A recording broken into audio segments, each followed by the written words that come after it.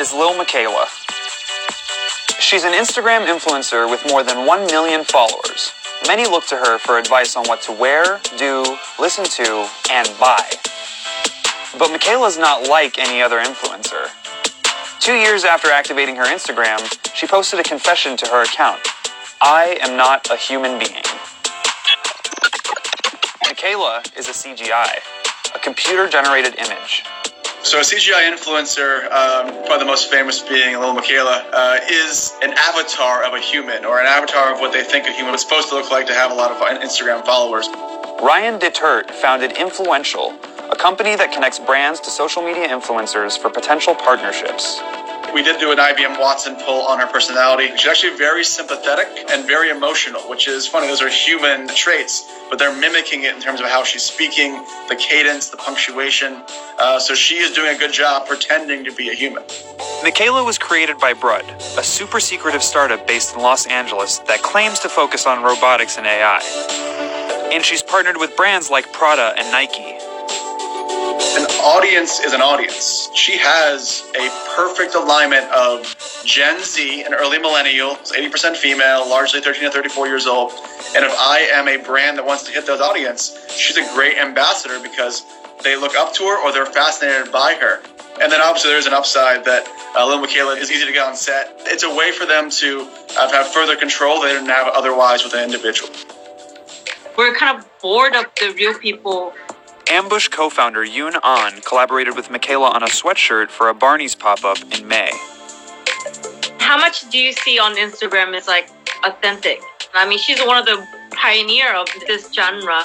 And then for me, like that matters to work with people who are really authentic. So whether it's real or CG, I want to work with someone original who's actually paving the way for it. It's true that not everything you see on Instagram, or anywhere online really, is fully authentic. Like me right now. But some critics say that CGI takes things a step too far, especially when creators try to keep followers guessing. I know when I was growing up, at least we knew Barbie was a doll, right? And so for over 2 years now, there could be people, and teenagers especially, who thought this maybe was a person. And we need these companies to help so that they're not facilitating and participating in this mass deception.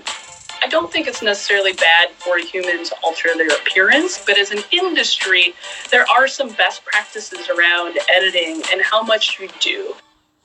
Shudu isn't a person, she's a 3D model, and I'm very proud of that fact.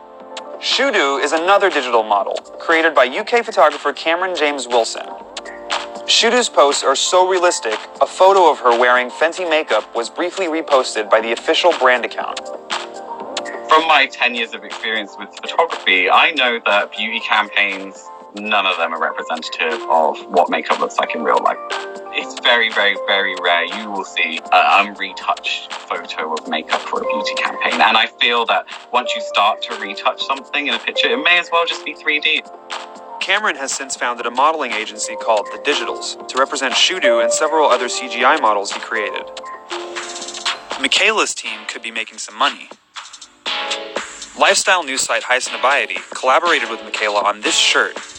According to Highsnobiety, her team receives a cut of the profits if the shirt is purchased from Miquela's online store.